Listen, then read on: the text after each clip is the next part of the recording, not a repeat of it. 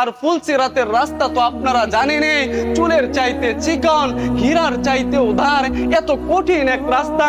সেই রাস্তা আমাদের দ্বারা পার হওয়া সম্ভব না যদি আল্লাহ আমাদের উপর রহমত না করে। কথা ঠিক না? যদি আল্লাহ আমাদের উপর রহমত না করে, সেই দিন সেই রাস্তা আমাদের দ্বারা পার হওয়া সম্ভব না।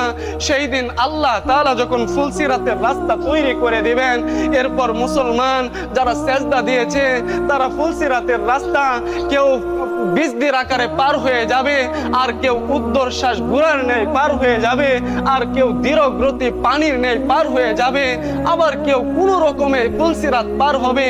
যারা সেজদা দেয় নাই তারা সেই দিন ফুলসিরাত পার হতে পারবে না।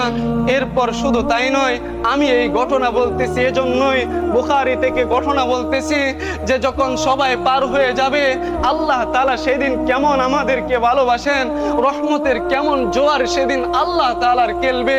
আপনারা শুনেন, যখন সব মুসলমান জান্নাতে যাবে, যারা দুনিয়াতে সেজদা দেয় নাই, দুনিয়াতে সুদ খাইতো, ঘুষ খাইতো, তারা ব্যতীত সবাই যখন জান্নাতে চলে যাবে, এরপর তাদেরকে জাহান্নামে দেওয়ার পরে জাহান্নামের সেই আগুন যখন তাদেরকে গ্রাস করে নিবে, আর তাদের চিল্লানি যখন জান্নাতীদের কানে যাবে, জান্নাতীরা ওই পারে গিয়া আল্লাহর কাছে বলবে, মালিক, জমিনের মধ্যে তাদের সাথে আমরা এক সময় নামাজ পড়তাম, কোনো গুনাহের কারণে তারা মসজিদে আসতে পারে নাই।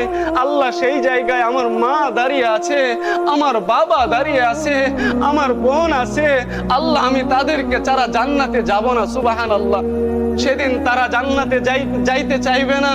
এরপর আল্লাহ তাআলা বলবেন, যাও, আজকে তোমরা যে যাকে চিনো, আজকে তোমরা তাদেরকে জাহান্নাম থেকে নিয়ে জান্নাতে চলে যাও। সুবহানাল্লাহ।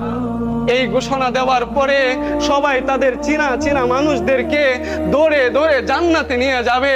যখন সব মানুষকে জান্নাতে নিয়ে যাবে, এরপর কিছু মানুষ থাকবে, আল্লাহ তাআলা ফেরেশতাদেরকে হুকুম দিবেন, ও আমার ফেরেশতারা, যাও জাহান্নামের মধ্যে যাও, জাহান্নামের মধ্যে গিয়া দেখো যাদের ভিতরে এক দিনার পরিমাণ ঈমান আছে, তাদেরকেও আজকে জান্নাতে নিয়ে যাও। সুবহানাল্লাহ।